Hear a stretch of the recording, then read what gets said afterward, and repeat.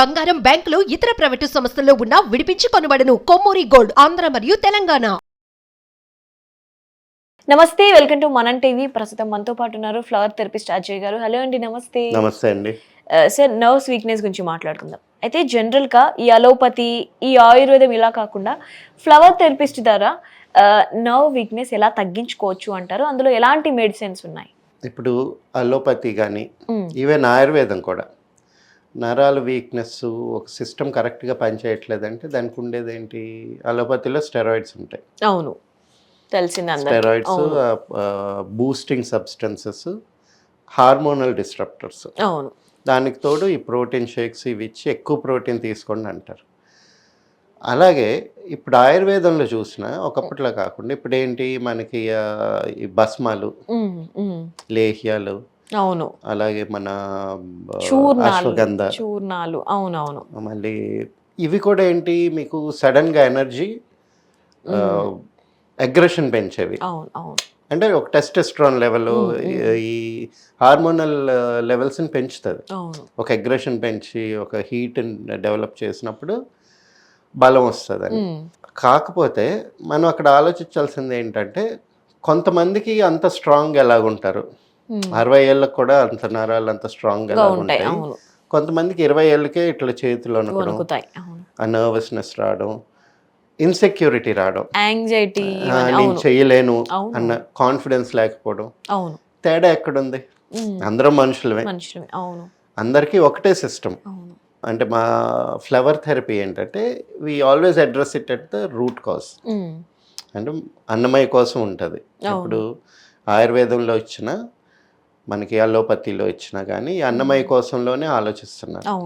ఇక్కడ ఏంటి, నరాలు వీక్గా ఉన్నాయి, అగ్రెషన్ రావట్లేదు, హీట్ జనరేట్ అవ్వట్లేదు, స్ట్రెంగ్త్ సరిపోవట్లేదు. సో అగ్రెషన్ పెంపొందించడానికి ఏదో ఒక కెమికల్ ఇచ్చాం.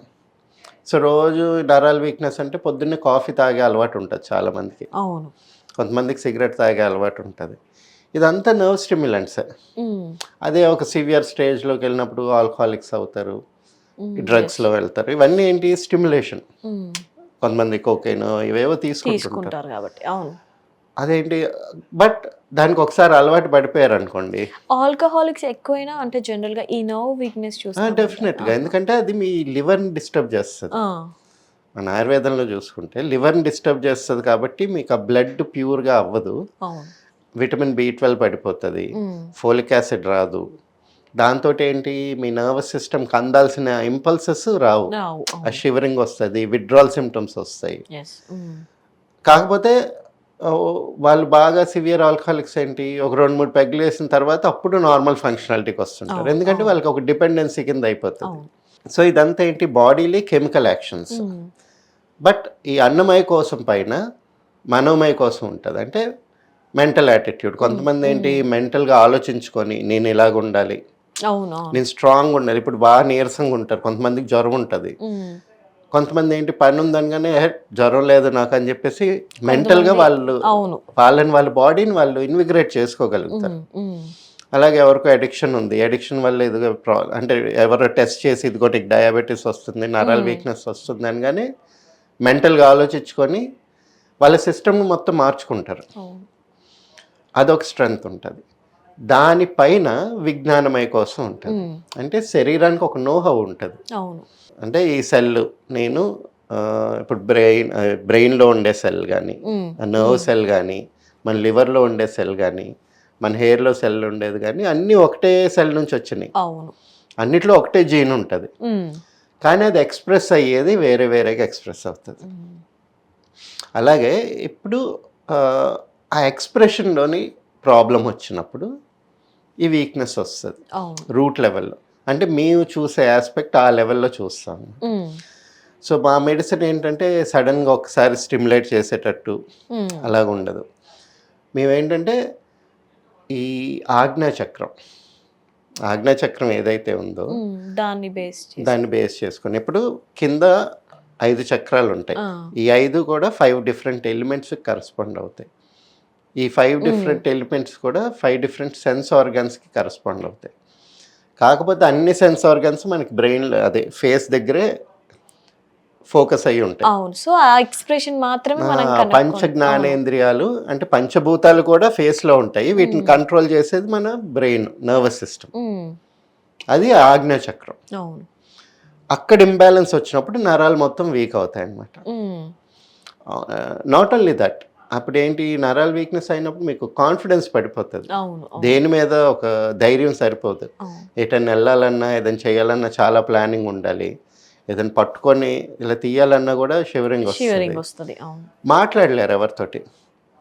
అలాగే వాళ్ళ ఫ్యామిలీ లైఫ్ ఇవన్నీ కూడా చాలా డిస్టర్బెన్సెస్ వస్తుంటాయి. బట్ అందరు చెప్తారు కదా, ఇట్స్ 50%, 80% ఇట్ ఈస్ మెంటల్.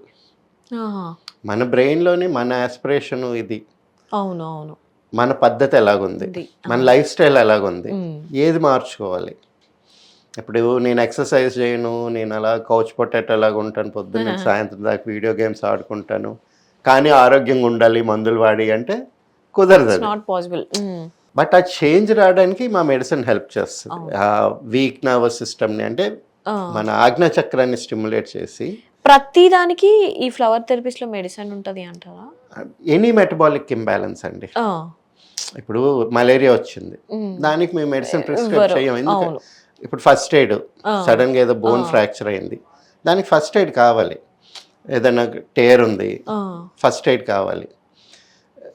కాకపోతే ఆ హీల్ అవ్వడానికి తొందరగా, ఇప్పుడు మామూలుగా ఫ్రాక్చర్ అయింది అనుకోండి, హీలింగ్కి ఒక 3 months 6 months పడుతుంది మన పరిస్థితి. అదే మా మెడిసిన్ వాడారు అనుకోండి, అర్లీగా ఒక 2 months to 4 months హీల్ అవుతుంది. కంప్లీట్ గా ఇంకా రాకుండా రివర్స్ చేసుకోవచ్చు అంటారా?